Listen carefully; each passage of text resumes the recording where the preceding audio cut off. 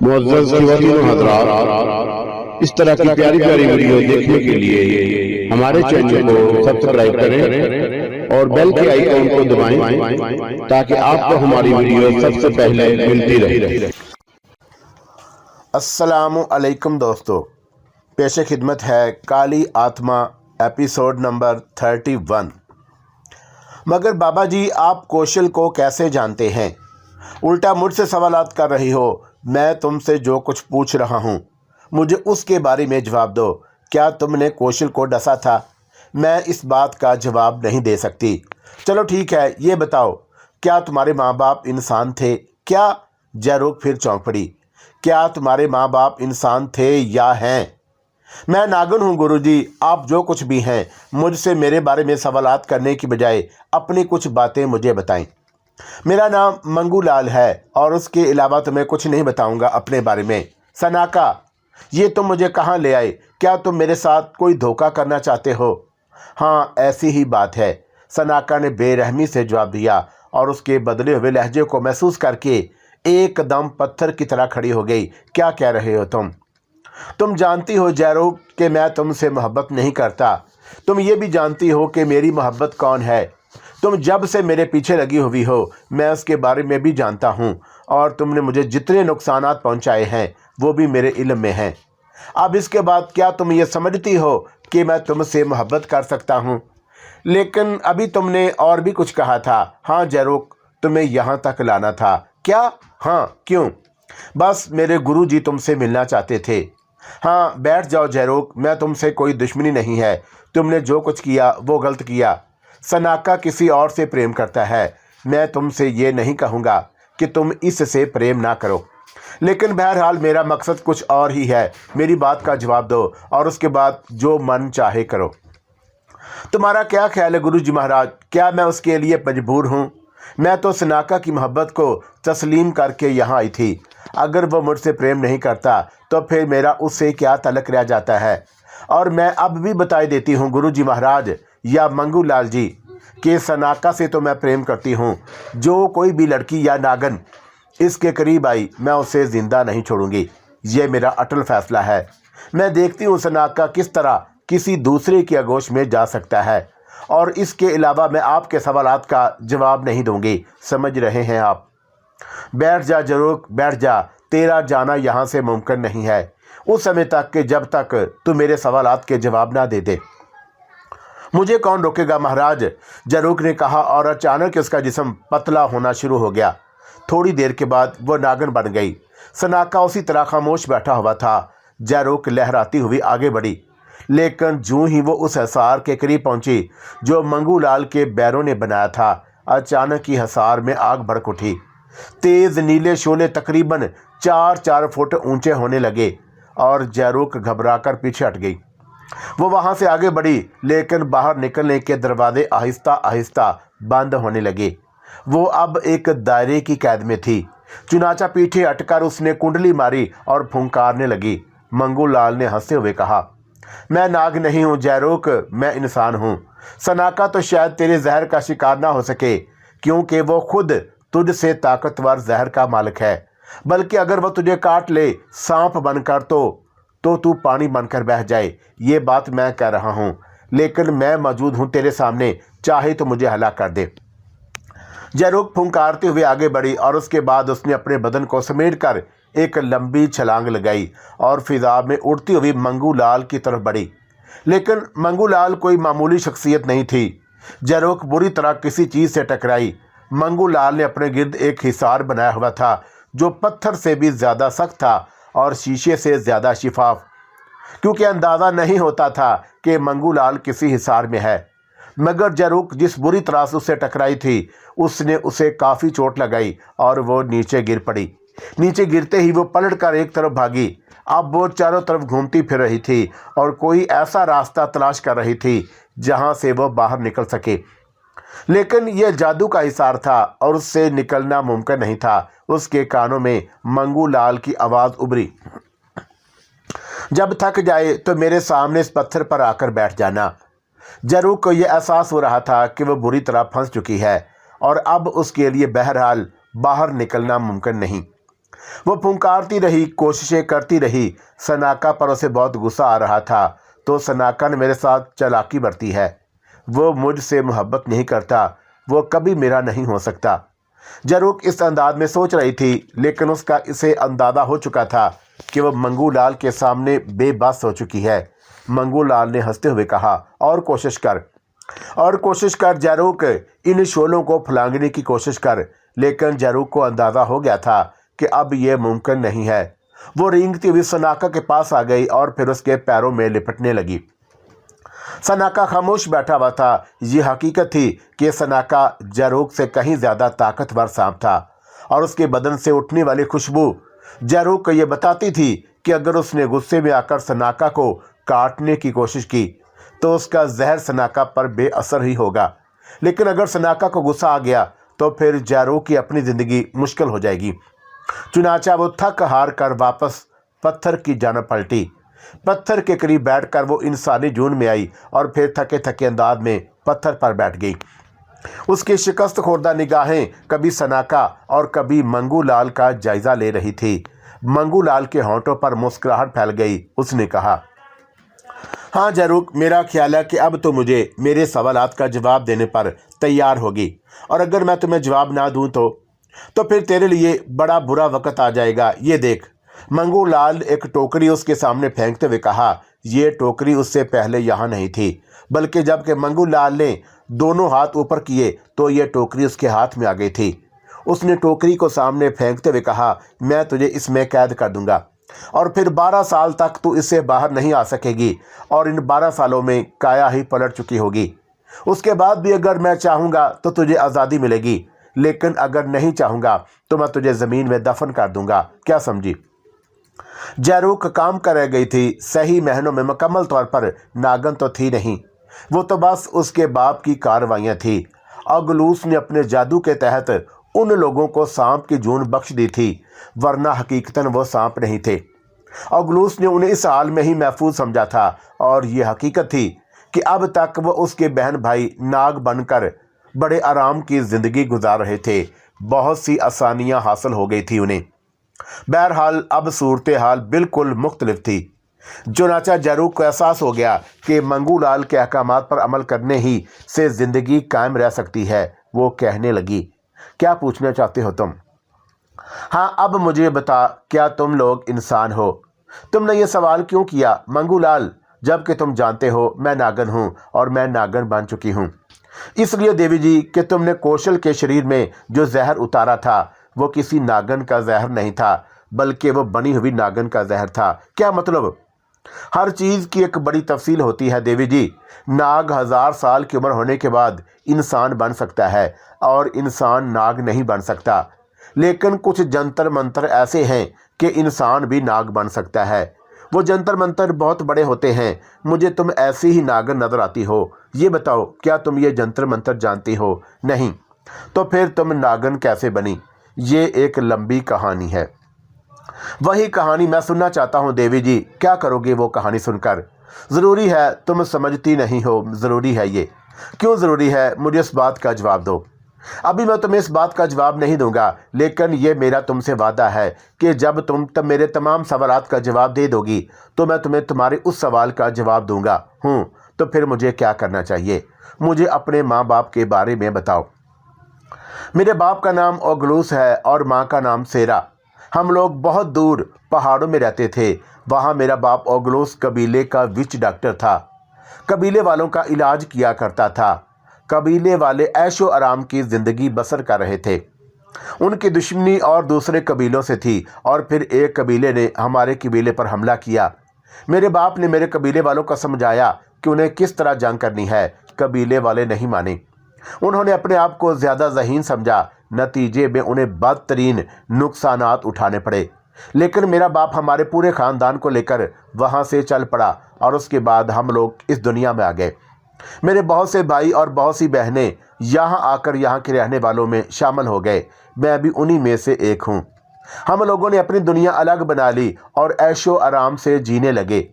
बदनसीबी से मुझे इस शख्स से मोहब्बत हो गई। ये भी एक नाग था। लेकिन क्या तुम्हारा कबीला नागों का कबीला था? नहीं। हम लोग इंसान ही थे, लेकिन हम आदमखोर कबीले से ताल्लुक़ रखते हैं। ओहो, तो क्या यहाँ आने के बाद भी तुम लोगों ने आदमखोरी जारी रखी? शुरू में हमें इंसानी गोश्त खाए बगैर सुकून नहीं मिलता था। शुरू में हमने खुलम खुला यहाँ आदमखोरी की। हम नहीं जानते थे कि यहाँ के रहने वाले आदमखोर नहीं होते। ये तो हमें बाद में पता चला कि यहाँ आदमखोरी जुर्म है, लेकिन बहरहाल हम अपना काम चला लेते हैं। अब भी। हाँ, वो कैसे? अमावस की रात हम लोग एक ख़ास खंडर में जमा होते हैं, मेरे माँ बाप, मेरे भाई बहनें, हम सारे लोग, और फिर हम किसी को बेवकूफ़ बनाकर ले आते हैं और उसके बाद वो हमारा निशाना बन जाता है, मकामी बाशिंदा। हाँ, कितने बहन भाई हो तुम? मंगू लाल ने सवाल किया। काफ़ी हैं। मुझे उनकी तफसील बताओ, मंगू लाल बोला, और जरोक उसे अपने भाइयों की तफसील बताने लगी। फिर वो बोला, बाप माँ कहाँ हैं तुम्हारे? बस यहाँ एक कोठी में रहते हैं, नीलम पॉइंट वाली कोठी जो दरिया के किनारे हैं। और उसके अलावा वो लोग आदमखोरी नहीं करते। अगर कभी इत्तफाकिया तौर पर कोई मौका आ जाए तो वो किसी इंसान को खा लेते हैं, लेकिन चूंकि यहाँ इस सिलसिले को बुरा समझा जाता है, इसलिए हम एहतियात बरतते हैं और ज़्यादा ऐसे काम नहीं करते। भगवान तुम्हारा नाश करे, और तुमने हमारी दुनिया में अंधेर मचा रखा है। तुम मुजरम हो, तुम्हारी ज़िंदगी किसी तौर मुमकिन नहीं है। मंगू लाल को शदीद गुस्सा आ गया। फिर उसने कहा, अच्छा एक बात बताओ, ये तुम नागिन कैसे बन गई? जैसा कि मैंने तुम्हें बताया कि मेरा बाप जादूगर है, और उसने यहाँ आने के बाद हमारे लिए यही मुनासिब समझा कि हमें नाग बना दे, क्योंकि इस तरह वो हमारी ज़िंदगी महफूज रह सकती है। ओहो, मैं कहता था ना सुना सनाका कि वो जहर नकली है। बेशक उसके जहरात जहरीले हैं, लेकिन वो जहर बिल्कुल नागों का जहर नहीं है, बल्कि उसमें ऐसी तब्दीलियां हैं जो साफ ज़ाहिर हो जाती हैं। हाँ मंगूलाल महाराज, आपने ऐसा कहा था। मैंने इस लड़की से यह वादा किया था कि पहले ये मेरे सवालात का जवाब दे दे, इसके बाद मैं इसके सवालात का जवाब भी दे दूंगा। पूछ लड़की, मुझसे क्या पूछना चाहती है? तुम कौन हो? बस एक जोगी, सन्यासी, साधु सनत, जो तेरा दिल चाहे कह ले। मेरे साथ अब तुम क्या सलूक करना चाहते हो? देख जरूक, सनाका तुझसे मोहब्बत नहीं करता, और अगर ये तुझसे मोहब्बत करता तो मेरे लिए मजबूरी बन जाती कि मैं उसकी मोहब्बत का एहतराम करूं। फिर मैं सोचता कि मुझे क्या करना चाहिए, लेकिन अब मेरे लिए सोचने की कोई गुंजाइश नहीं है। सीधी सी बात है, तू और तेरा परिवार मेरी दुनिया के लोगों को नुकसान पहुंचाना चाहता है, चुनाचा मैं तुम लोगों को जीता नहीं छोड़ सकता। तुम आदमखोर हो, मैं तुम पर इतनी लानत भेजता हूँ कि अपनी नफ़रत का सही तौर पर तुमसे इजहार भी नहीं कर सकता। इतनी नफ़रत हो गई है मुझे तुमसे। तुम जादूगर कबीले वाले, तुम आदमखोरो, मेरी हरी भरी बस्ती के लोगों को आदमखोरी का निशाना बनाते हो। तुम्हें गैरत नहीं आती कि तुम ऐसा करते हो? मेरे लिए ये गैरत का मुकाम है कि मैं तुम्हें जीता छोड़ दूं। सवाल ही नहीं पैदा होता जैरोक, सवाल ही नहीं पैदा होता। मैं तुम लोगों को आग की भट्टी में जलाकर भस्म कर दूंगा। ये मेरा कौल, मेरा अहद है। एक शख्स भी जीता नहीं छोड़ूंगा मैं। मगर ये तो धोखेबाजी और चालाकी है, जरूक ने कहा। कैसी धोखेबाजी, कैसी चालाकी? तुम हमारे दुश्मन हो। तुम्हारा क्या ख्याल है, हम तुमसे दोस्ती करेंगे या तुम्हें इंसानों को नुकसान पहुंचाने के लिए आज़ाद छोड़ देंगे? सवाल ही नहीं पैदा होता। समझी तुम? सवाल ही नहीं पैदा होता। जरूर के चेहरे पर परेशानी के आसार नजर आने लगे। उसने सनाका की तरफ देखा और बोली, सनाका, तुम एक नाग होकर धोखेबाज हो और मुझे धोखेबाजी से यहाँ तक लाए हो। एक नाग किसी नागन से धोखेबाजी नहीं कर सकता। जैरोक, तुम नागन हो कहाँ? तुम तो इंसान हो, और वो भी आदमखोर कबीले से ताल्लुक़ रखने वाली। तुम्हारा क्या ख्याल है, मैं तुम्हें इस तरह छोड़ देता? मजबूरन तुम्हें धोखा देकर यहाँ लाना पड़ा है ताकि गुरु महाराज तुम्हारा त्या पांचा कर दें। अब हमें क्या करना होगा महाराज? हम सब, मेरा मतलब है कि मैं या तुम हर तरफ फैल कर इसके सारे परिवार को तलाश तो नहीं कर सकते। अमावस की रात का इंतज़ार करना है, जो अब ज़्यादा दूर नहीं है। अमावस की रात? हाँ। उस रात को हम क्या करेंगे? वो सब उस खंडर में जमा होंगे जिसके बारे में इसने बताया है हमें, और वहाँ हमने उन्हें आग के दरिया में धकेल देंगे। इस तरह आदमखोर ख़ानदान का खात्मा हो जाएगा। तुम ऐसा नहीं कर सकोगे मंगूलाल, तुम ऐसा नहीं कर सकोगे। मैं तुम्हें फना कर दूंगी। जरूर का फिर गुस्सा आ गया और वो छलांग लगाकर मंगूलाल की तरफ दौड़ी। मंगूलाल ने दोनों हाथ सामने कर दिए थे। जैसे ही उसके दोनों हाथ सामने हुए, जरूक ने कलाबाजी खाई और सर के बल नीचे आ गई। मंगू लाल ने अपनी जगह से खड़े होकर एक नामालूम सा इशारा किया और कुछ लम्हों के बाद जयरोक लातादाद जंजीरों में लिपटी हुई थी। मंगू लाल ने सनाका से कहा, हम इसे अमावस की रात तक अपना कैदी रखेंगे और उसके बाद इसे इसके कबीले के साथ फना कर दिया जाएगा। आदमखोर कबीले के ये तमाम अफराद दर हकीकत अजीबो गरीब कफ़ियतों के हामिल थे। अपनी दानिश्त में वो अपने उस गंदे अमल को बुरा नहीं समझते थे, लेकिन महज़ब दुनिया में ऐसे लोग बड़ी मुश्किलों में गिरफ्तार हो जाते हैं और उनकी गुंजाइश भी इस दुनिया में नहीं निकलती। वो नहीं जानते कि जदीद दुनिया के बासी उनसे कहीं ज़्यादा खौफनाक हैं। वो इंसानों का कच्चा गोश्त नहीं खाते, लेकिन उनका एक एक अमल इंसानों को ना जाने कहाँ से कहाँ ले जाता है। एक तरफ ये सारे के सारे अपने कामों में मसरूफ़ थे और दूसरी तरफ बकिया तमाम अफराद यानी लड़कियां और ख़ुद अगलोस एक अच्छी ज़िंदगी गुजार रहे थे। अगलोस को तो इस बात की फ़िक्र ही नहीं थी कि आगे क्या होगा। वो एक बेटी पास मौजूद थी, सलोना, जो सबसे ज़्यादा शरीफ फजादी थी और अपने गिर्द फैले हुए हर फर्द से अच्छा रवैया रखती थी। उसकी बेटी उस मोहब्बत के साथ परवान चढ़ रही थी कि सलोना सबकी ममनून करम थी। ये सारी सूरत हाल बहरहाल एक बुनियादी हैसियत रखती थी। उधर बहुत से ऐसे मामलात हो जाते थे जिसे हैरानी के मामलात कहा जाता था। अगूस भी एक ऐसी ही मुसीबत का शिकार हुआ। वो जो कहते हैं कि ऊँट जब पहाड़ के नीचे आता है तो उस पर खुलता है कि बुलंदी क्या चीज़ होती है। अगास बहुत सी ऐसी तरकीबों पर अमल कर रहा था जो उसके जहन तक नहीं आती थी। वो ना जाने क्यों उस चक्कर में पड़ गया था कि महज़ब दुनिया के अलूम सीखे और उसके लिए वो मुसलसल कोशिश करता रहता था। कभी कभी वो वीरानों में निकल जाता और सोचता था कि ज़रा देखा तो जाए कि इन वीरानों की दुनिया कैसी है। उसे हर तरह की आसानियाँ हासिल थी। जब चाहता सांप बन जाता, जब चाहता इंसान, और वो अपना ये सफ़र जारी रखता। इस वक्त भी वो कई दिन से मसरूफ़ सफ़र था और कुछ ऐसे नए हंगामों की तलाश में आया था जो समझ में नहीं आते थे। बहरहाल उसे ऐसे अनोखे वाक़यात का सामना करना पड़ा था कि वो हैरान रह गया और अब उसके इल्म में था कि इन तमाम पुरअसरार वाक़यात का तज्ज़िया करे और जब कोई मुसीबत को खुद ही ख़रीदे तो कोई क्या कर सकता है। ये मुसीबत गारूनाथ नामी शख्स के ज़रिए उस तक आई। गारूनाथ काले अलूम का माहर था और जंगलों और वीरानों में मारा फिरता था, लेकिन उसका इल्म जहाँ तक भी होता, अगास को इस वक्त यह अंदाज़ा नहीं था कि गारूनाथ उसके लिए बहुत ख़तरनाक साबित होगा।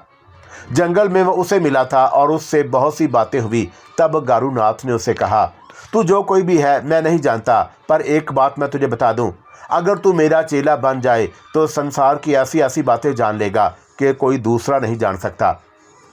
मैं तुम्हारा चेला बनना चाहता हूँ गुरुजी। और फिर उसके बाद न जाने कैसे कैसे हंगामे होते थे। बहरहाल वो इन हंगामों से खासी दिलचस्पी ले रहा था और आखिरकार गारूनाथ ने उस पर दाव मार दिया। अगलोस जंगलों में भटकता फिर रहा था। ये सब गारूनाथ ही का नतीजा था। वो बहुत दिन से इन जंगलों में था और एक मुसीबत ज़दा सी कफ़ियत का शिकार था। चुनाचा वो अब किसी आबादी तक पहुंचना चाहता था और उसने देखा कि दूर दूर तक बुलंदो बाला टेले बिखरे हुए हैं। इन टेलों पर चढ़कर उसने देखा कि कहीं बस्ती के आसार नजर आ जाएं, लेकिन जब वो किसी टेले पर चढ़कर दूर दूर तक देखता तो जैसे हज़ारों टेले उसे बिखरे हुए नजर आ जाते। भूख और प्यास ने बुरी हालत कर दी थी।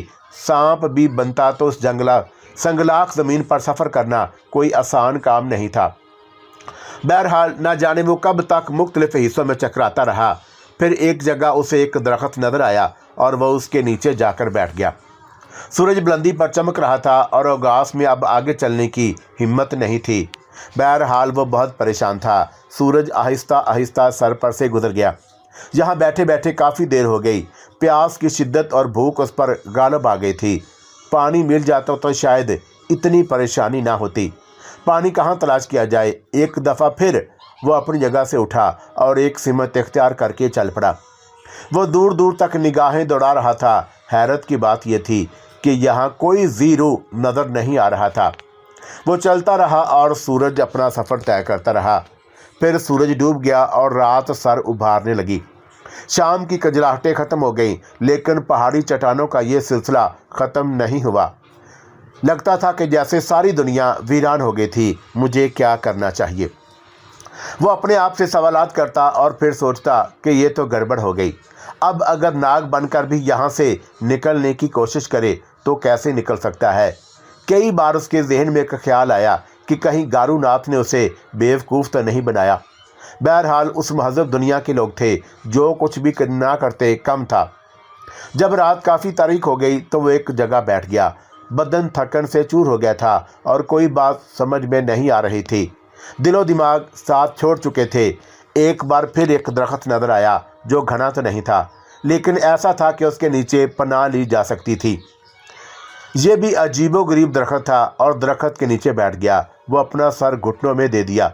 सर चकरा रहा था और दिमाग साएं साएं कर रहा था। अचानक ही उसे एक आहट सी सुनाई दी और उसने चौंक कर गर्दन उठाई। दूसरे लम्हे उसका दिल उछलकर हलक में आ गया। पीछे की सिमत कोई बैठा हुआ था और उसने आंखें फाड़ फाड़ कर देखा। एक छोटा सा पत्थर था जिस पर वह शख्स बैठा हुआ था। फासला बहुत ज़्यादा नहीं था, लेकिन चूंकि रात ज़्यादा हो चुकी थी इसलिए उसके नक्श नज़र नहीं आ रहे थे। अलबत्ता ये महसूस करके कि कोई इंसान यहाँ मौजूद है, वो तेज़ी से अपनी जगह से उठा और उसके पास पहुँच गया। दूसरे लम्हे उसके दिमाग के बेशुमार खाने रोशन हो गए। ये चेहरा तो उसके गुरुजी का चेहरा था। वो गुरुजी के करीब पहुँच गया। गारूनाथ महाराज। गारूनाथ ने निगाहें उठाकर उसे देखा और मुस्कुराकर बोला, हमसे धोखा खा रहे थे। धोखा कर रहा था रे? धोखा तो और क्या? मैं समझा नहीं महाराज। खैर छोड़, बैठ जा उधर, उसने कहा और गौस बैठ गया। गारूनाथ ने अपनी बगल में लटके हुए थैलों को उसके सामने कर दिया। थैला खोला और उसमें खाने पीने की चीज़ें मौजूद थीं।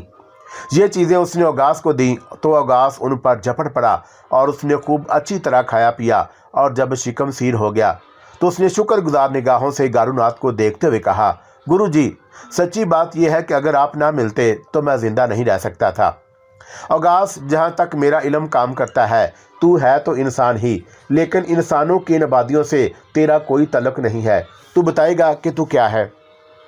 गुरुजी महाराज, ये बात मैं आपको नहीं बता सकता क्योंकि मेरे बाप का हुक्म नहीं है। खैर छोड़ो, क्या चाहता है तू? देखिए गुरुजी महाराज, मैं अगर चाहूँ तो अपने लिए ठिकाना तलाश कर सकता हूँ। मेरे पास ऐसे ज़राए भी हैं। हाँ रे, यही बात तो मेरे लिए हैरत की बात है। मेरा ज्ञान भी यही कहता है कि तू खुद भी एक अजीबोगरीब चीज़ है। मगर आपके सामने कुछ भी नहीं हूँ महाराज। मैं कुछ सीखना चाहता हूँ। तो फिर ठीक है, फिर मुझे एक ऐसी जगह जाना पड़ेगा जहाँ तुझे पुर इसरार अलूम मिल सकते हैं। वो कौन सी जगह है? भवानी कंड, गारूनाथ ने जवाब दिया। भवानी कंड? हाँ, तो ये समझ ले कि वो विद्या सागर है। काली विद्या जहाँ जैसी वहाँ मिल सकती है, वैसी कहीं और नहीं मिल सकती। अगर वहाँ से कुछ हासिल कर लिया जाए तो समझ ले कि इस संसार में तुझसे बड़ा और कोई नहीं होगा। मुझे वहाँ ले जाइए महाराज। हाँ, मैं तुझे वहाँ ले जाऊँगा। अब तो ठीक है। क्यों नहीं, भूख लग रही थी और फिर अब आपका साथ है तो मेरे बदन में बहुत तवानाई आ गई है। तो फिर चल उठ यहाँ से। उसके बाद दोनों चल पड़े थे। दर हकीकत अब औगलूस को चलने फिरने में कोई दिक्कत नहीं हो रही थी। वो लोग काफ़ी सफ़र तय कर चुके थे। चारों तरफ हू का आलम तारी था। इस दौरान गारूनाथ ने भी खामोशी ही इख्तियार की थी। काफ़ी दूर चलने के बाद उन्हें एक मदम सी रोशनी नजर आई। तारों की छाँव से पसे मंदिर में किसी खंडर के आसार नजर आ रहे थे। रोशनी उस खंडर में हो रही थी। इससे पहले कि औगास कुछ बोलता, गारूनाथ ने कहा, हाँ, हम उसकी तरफ चल रहे हैं। औगास खामोश हो गया था। कुछ देर के बाद वो टूटी फूटी इमारत के पास पहुंच गए, जिसका रंग गहरा काला था और वो तारों भरी छाँव में बेहद भयानक नजर आ रही थी। दूर दूर तक किसी इंसान का वजूद नजर नहीं आता था। गारूनाथ इमारत के दरवाजे पर जाकर रुका और बोला, डर तो नहीं रहा? नहीं गुरु महाराज। तो फिर अंदर आ जा। इमारत दूर से बहुत भयानक नजर आ रही थी।